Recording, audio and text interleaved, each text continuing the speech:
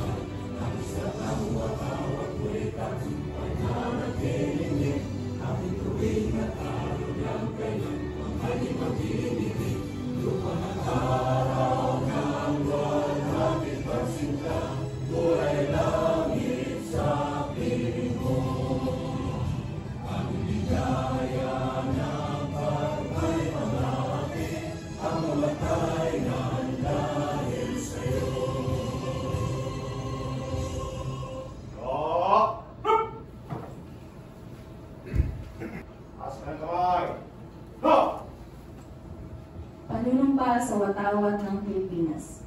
Ako ay Pilipino, taos-pusong nanunumpa sa watawat ng Pilipinas at sa bansang kanyang sinasabisa na may dangal, katarungan at kalayaan na pinakikilos ng sambayanang makadiyos, makakalikasan, makatao at makabansa. Panunumpa ng lingkod bayan sa bagong milenyo. Ako ay isang lingkod bayan. Pangangalagaan ko ang tiwalang pinagkaloob ng mamamayan. Maglilingkod ako ng may malasakit, katapatan at kahusayan na walang pinipilingan.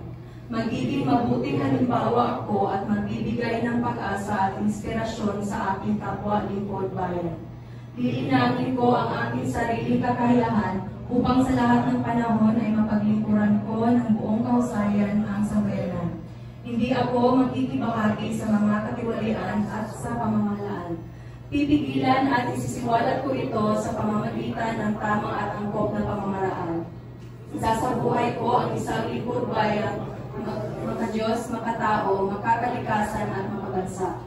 Tutugon ako sa mga hamon ng makabagong panahon tungo sa adikain ng matatag, maginhawa at mapanatag ng buhay. Sa mga tungkulin at hangarin ito, kasiyahan nawa ako ng may kapal. Go! We commit to prevent and suppress destructive fires, investigate its causes, enforce fire code and other related laws, respond to man-made and natural disasters and other emergencies. Go! No! Our Troop Information and Education speaker is a graduate of Philippine National Police that belongs to Class 2002 and entered the fire service on April 16, 2002 and served as Municipal Fire Marshal at Kulambugan Fire Station, Tubod Fire Station, Osamis City Fire Station, Provincial Fire Marshal at Lanao del Norte, Assistant Commandant of FNTI Laguna, Chief SRU of Region 10, and currently the Provincial Fire Marshal of Misamis Oriental. Please help me welcome our Group Information and Education speaker, Fire Superintendent Christopher G. Rehencia, sir.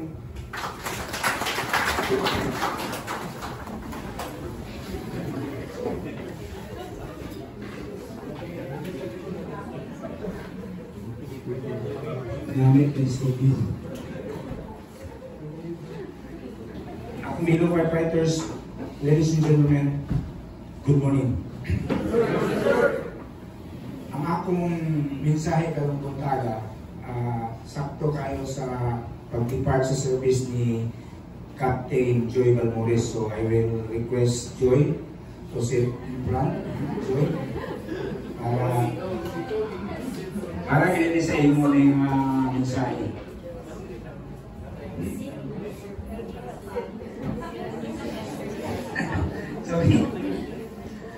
Again, good morning. As we gather for our flag raising ceremony, I would like to take this opportunity to talk about an important aspect of our careers that will open overlooked until it's almost upon us. The word is retirement.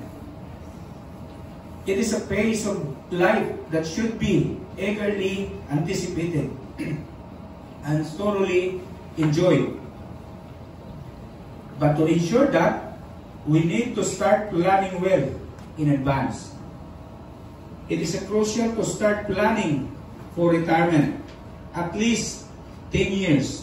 At least 10 years to make the necessary preparations to ensure a smooth transition into our post-service life. To help us remember the key points for actually retirement, let's use the acronym RETIRE. Romeo, Echo, Tango, India, Romeo, Echo. RETIRE. Letter R. Review your financial status. Regularly check your savings and investment to ensure you're on track. Letter E. Erase all financial obligations. Clear any outstanding loans. Letter T.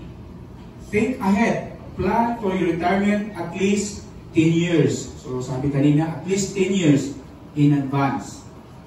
Letter I. Invest in health. Ensure you have funds set aside for maintenance, medications. Keep yourself engaged with a small business or productive activity to stay alive, to stay active, rather, and financially supported. Letter R. Retain activities. Keep yourself engaged with a small business or productive activity to stay active and financially supported. Yan pala kanina. And last, letter E. Enjoy your retirement. So Joy, you are about to depart the service in the BEP, so I encourage you to enjoy. So again, after years of service, make sure your retirement years are fulfilling and stress-free. Ito yung pinaka-importante sa lahat. Retirement should be a time of enjoyment and relaxation. Relax dapat tayo para layo sa sakit. A time to reap the rewards of hard work and dedication you've shown throughout your career by planning ahead and making smart financial decisions. Now, we can ensure that our retirement years are truly golden. Let us all take these steps surely and start planning for a future that we can look forward to with excitement and peace of mind. Thank you and have a great day ahead. Maayong buntag sa tanan.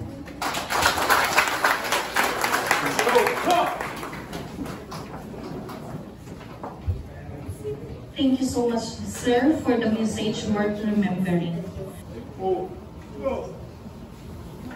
This medallion of Papori is hereby conferred to for Superintendent Christopher G.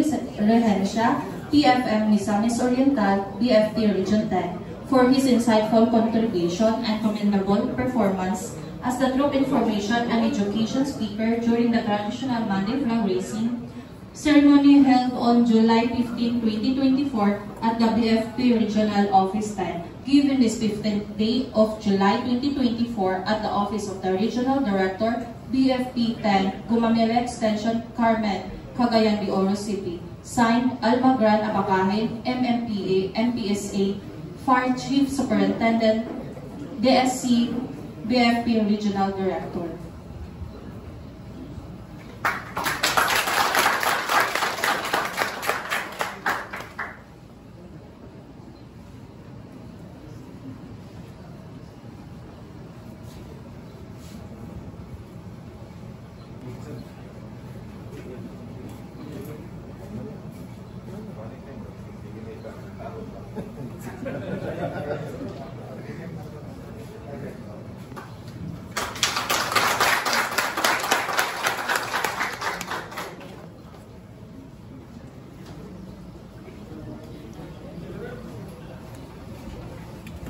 Thank you, sir.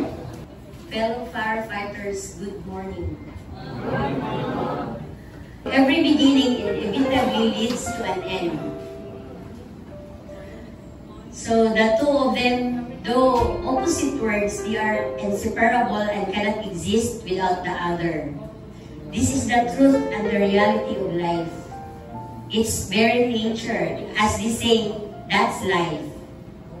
Reflecting on my first day in the fire service, I can hardly believe how quickly this day has arrived. It feels like just yesterday.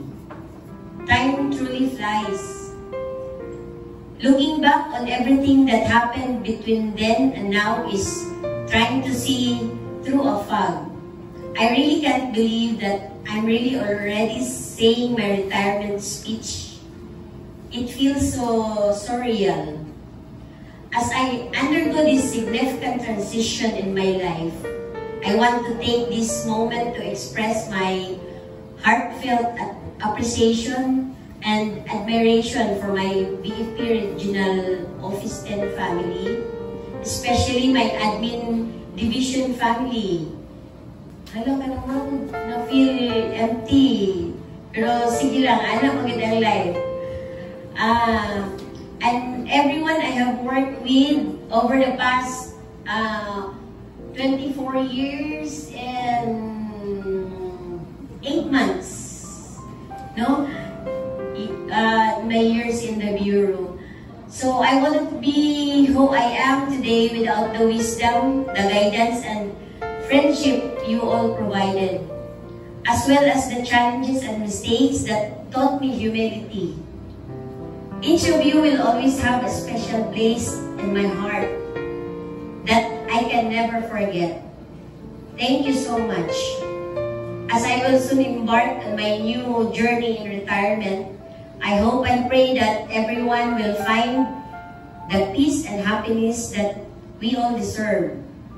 Glancing on the past and leaning on the present, I am deeply fulfilled and content that I can finally say that I am ready for the future and whatever it is to come.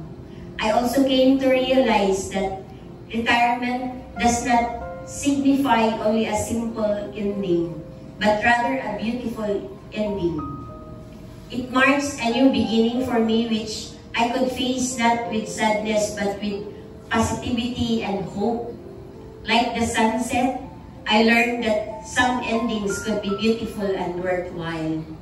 Just as a sunset signals the end of the day, it also makes a promise of a new dawn. Beautiful endings remind us to welcome the next chapters of our lives with our open hearts and open minds. As we embrace the notion of beautiful endings, let us savor its beauty and the transformation they bring. Let us appreciate the value and of what has come before, the many possibilities of what lies ahead. I acknowledge that this ending is not simply the closing of a door for me, but also an opening of another door. Laying an invitation to embrace and accept the beauty of what comes next. The time has come, and like I always say, I will never say goodbye, but only until next time. Kada bitaw, kakanta ko ba, isa nga, makakanta ko nga, this is the moment, makakuhan kita na, mao naging ni siya, kanang, dali lagi puto bang ako, pagkon, hi ma'am, naging si ma'am ko magkita sa Thank you so much, ma'am, for always naging sa akong likod.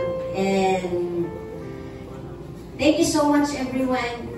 God bless and see you around.